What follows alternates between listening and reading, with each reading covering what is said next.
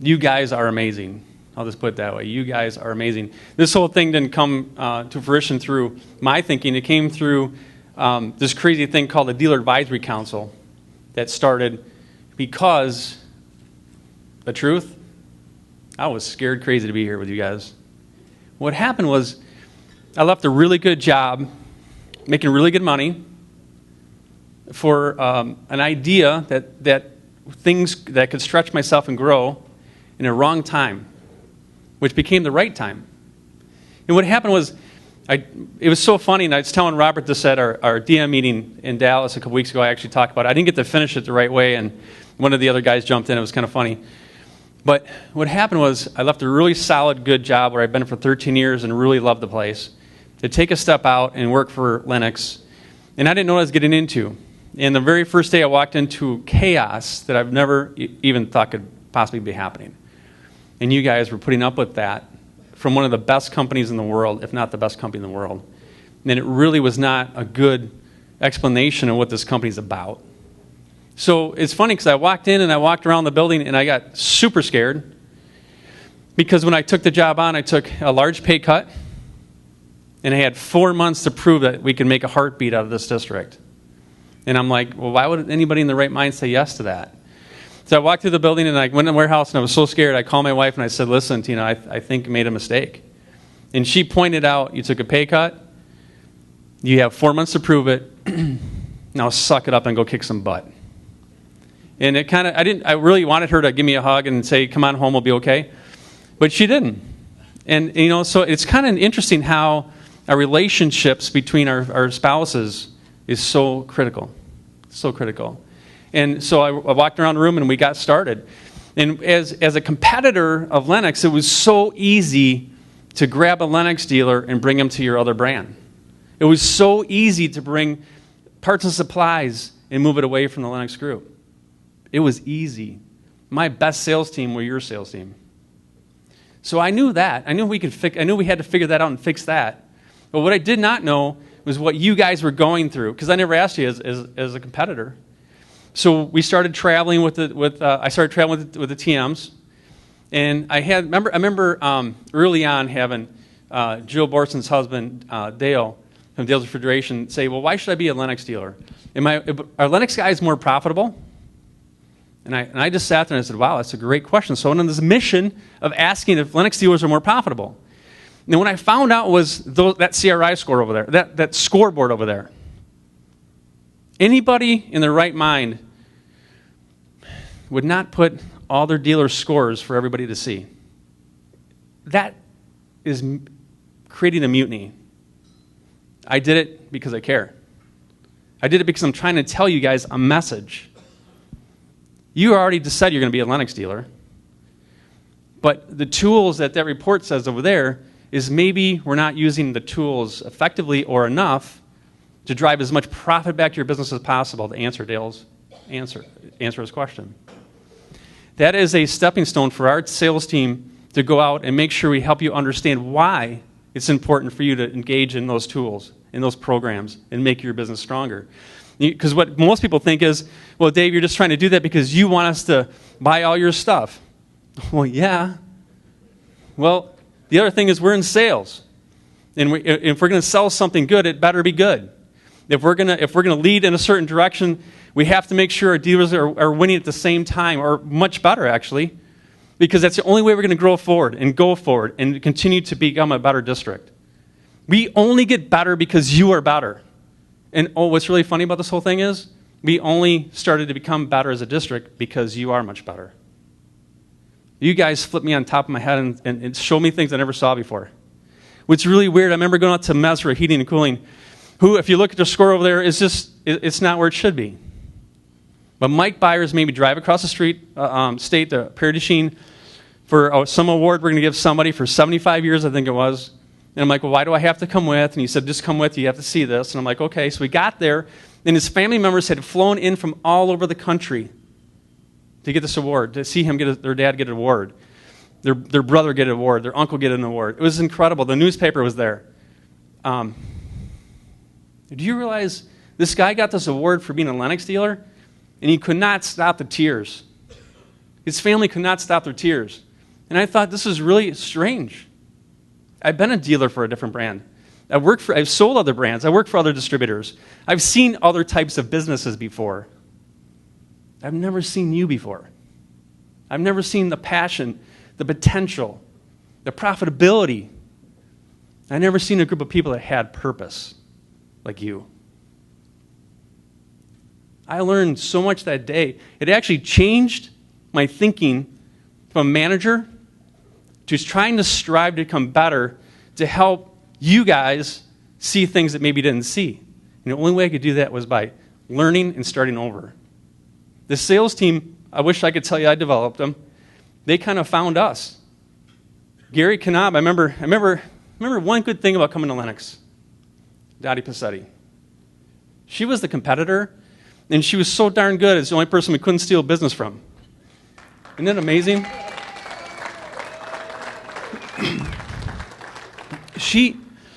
She has a way of pushing with a smile because she knows it's in your best interest. She has a way of, absolutely, it's almost like a smack in the head and then a hug.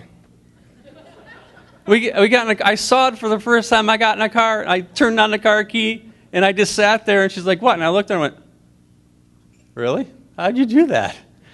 Because if a guy did that, we'd just get punched in the face. But you know what? I knew for sure that if we had somebody like a Dottie Passetti, we could build a team around that lady. You can build a team around key people in your company. And what happens is when you put the structure behind key people like that, people will follow. People will come. I remember at the DM meeting, Tom Tao did a presentation, and I really loved watching it. And he did the same brand presentation, but he did it for the district managers to remind them what our brand is really about. Because I didn't wear the Lennox brand. I remember when I went to my last employer, I was given a gift to my employees, and it was a pair of Carrier underwear. It's for sure. Because I was blue. And I never thought there was any other thing but blue. And I never thought there was anything else moving forward. So when I came here, I just thought it was another brand. But remember Tom Tao playing his video about the Field of Dreams. And I just sat there and thought, and I listened to the sound of that part of the movie. And Earl Jones, what's his name? James Earl Jones, and he says, Ray, they will come, Ray. I remember thinking about that, and it almost sounds kind of corny. And you kind of start out the scene a little corny. But then you realize it's real. You guys are amazing, amazing people. And I call it exceptional people. Businesses, word I could correct me up. Businesses are failing all over the place right now. People are losing their homes. People are losing their families. People are losing everything they spent their career. 2, 3, 4 generations and more are losing everything they have right now. We've seen more businesses in the last 3 years leave our industry in this state than any other time in the history of business. We just went through 2008 and 2009 and the worst time of our lifetime economically. And you're here. There's dealers that aren't here. Half of our dealers are not here.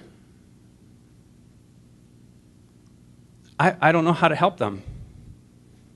Our team does not know how to help them. Our tools do not know how to help them.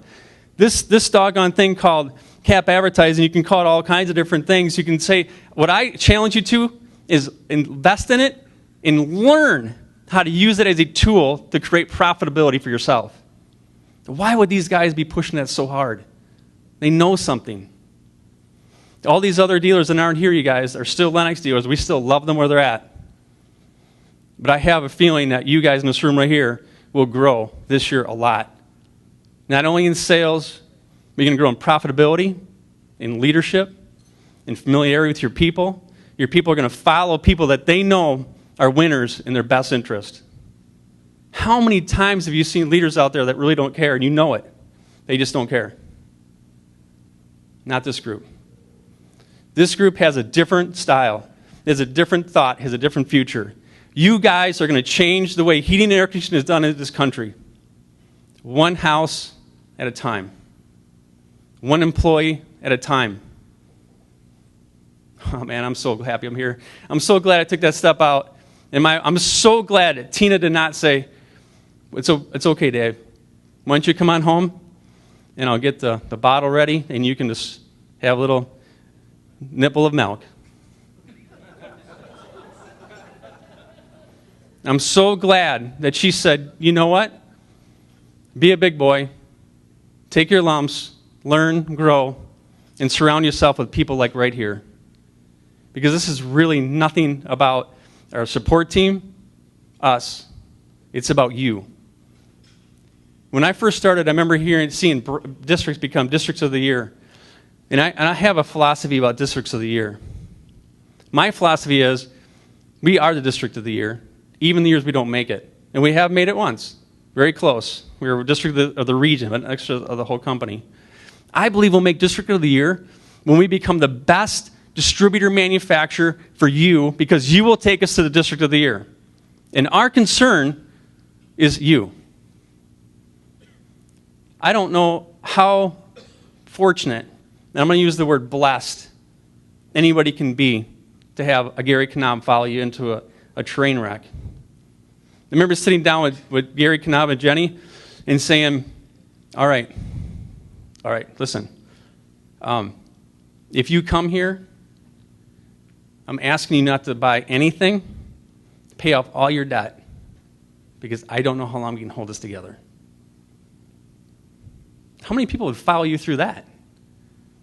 But he did, and Jenny did. I remember Jenny saying, you can't tell me how to spend our money. You can't tell me how to do this or do that. And I said, you're right, and I don't have to hire you.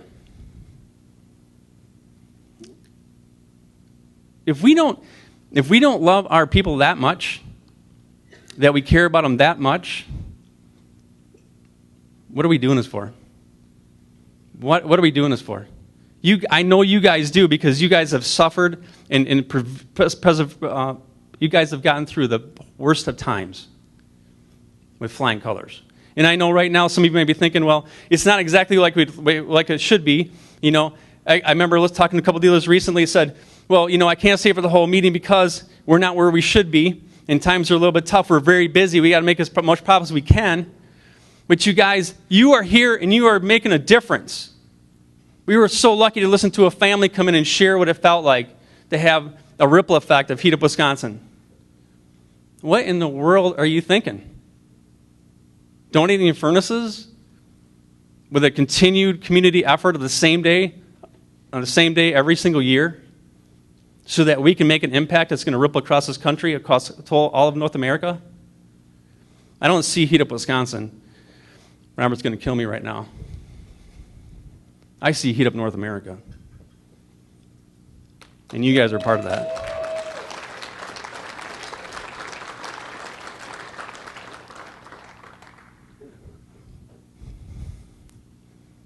Man, I don't know how somebody's so blessed. I want to get off the stage here. We're going to have some fun. We're going to bring up Dave Lennox back up here, and he's going to kick off at night.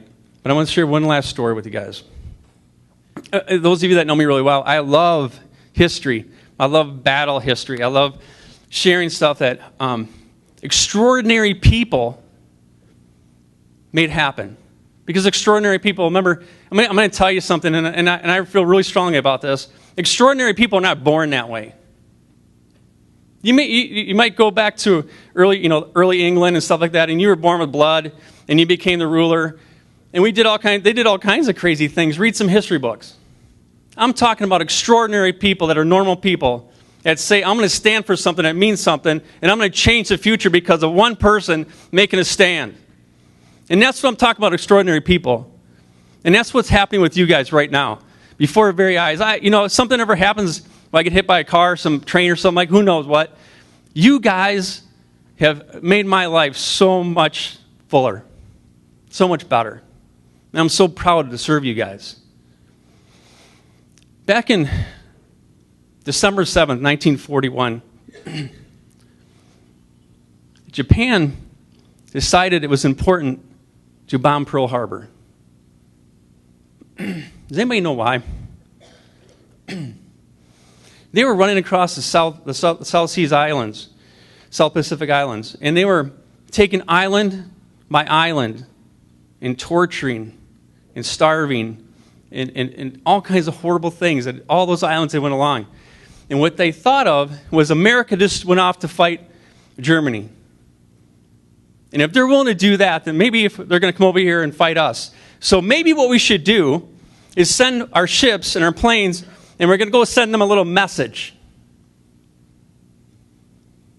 We lost lots of relatives and family members in that start of that Pacific War. It's interesting things, interesting facts that are out there, and I'm asking you to read these things. Pearl Harbor was bombed. Roosevelt called Admiral Nimitz on the phone, who was at a reception party in D.C., Washington, D.C. And he pulled him out. And he said, listen, the Japanese just bombed us in Pearl Harbor. Now, the president was really upset because we've already put all of our expenses and troops in one side of the world, right? And now the other side's attacking us. And we're not that big of a country compared to a lot. Bigger than most, but not the biggest. So he said, Nimitz, I want you to go to Hawaii, and I want you to be the admiral of the Pacific Fleet. I want you to get out there and assess it and figure out what we're going to do, build a plan. So Nimitz said, sure. He'd take on responsibility. It took him till Christmas Eve day to get there because of all the preparation that needed to be done to do the things correctly, all the things that are in alignment. When you guys look at your businesses, you make decisions based on alignment of a purpose of a goal. So he gets out there, he lands, they immediately take him to the harbor, they put him on a ski skiff, it's a skiff, it's a small boat with one engine and a first mate running it. And he's standing on this boat, and they're taking him through the harbor. Now, you got to realize, almost a month later, the harbor is still on fire. Bodies are still floating to the surface, and they're still finding people. And it's amazing destruction. One of the biggest destructions our country's ever seen. Certainly at that time. So they land the boat, they dock it up, and the first mate said, Admiral, we're doomed, aren't we? I mean, we're at war with Germany. The Japanese are bombing us. Who knows what's going to happen next? We are doomed, aren't we? And Admiral Nimitz said the most extraordinary thing. He said, son, what I see is the Japanese have made 3 critical mistakes. Number 1, they bombed us Sunday morning. 3,800 people are missing, they're dead. Now, if they would have bombed us that evening, we would have lost 38,000 men. But you see, they were all ashore on leave. And he said second was, in the harbor, if you look at pictures of Pearl Harbor, there's an island in the middle, and they're lining the ships around that island. And then the port's over here, but over here is where the dry docks are. The dry docks are how they repair ships. They can raise them, no matter how big they are, they can raise them, weld them, rebuild them, piece them together, and put them back out. And he said, you know what? The second mistake was they never bombed our dry docks. But they did bomb all of our ships sitting nice and pretty and easy to prey, right? They bombed the crud out of them. And then he goes, you see the thing with that is if they would have bombed our dry docks, we would have had to float as many of our ships we could, pull them all the way to the mainland to repair them. It would have taken us months, if not a year.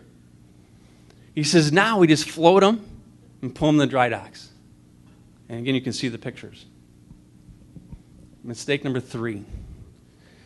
He said as the planes would drop their bombs and circle back around to the ship to reload, every single one of them flew over an ammunition dump. All the fuel needed to run our ships. One bomb would have taken out all of our fuel. And believe it or not, floating our ships and dragging them back to the United States to rebuild them and bring them back out, it would have taken longer to get the fuel there and enough fuel for us to be able to float ships out to the Pacific Islands. He says, oh no, son. They may have came to attack us, but they made 3 massive mistakes. We're going to put our ships together, we're going to put our troops together, and we're going to go kick some butt.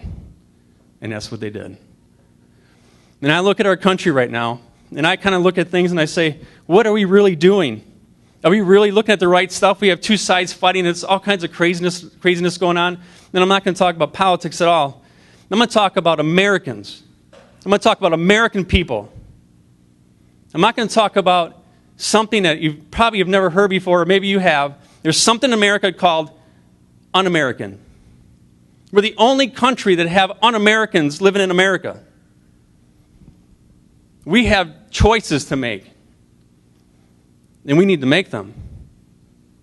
I'm not worried about us in this room. I'm worried about our grandkids. Our kids and our grandkids. I'm worried about them. We have to be extraordinary people, every single one of us. Every single one of us need to move forward, make decisions, and guide our families and our country one person at a time, one ripple effect at a time. I see 3 things that we need to make sure that we're doing with our family. We need to have passion. We can't worry about what people are saying or thinking. We need to have passion. We are Americans. We need to know what our potential is. We need to know what our profitability is.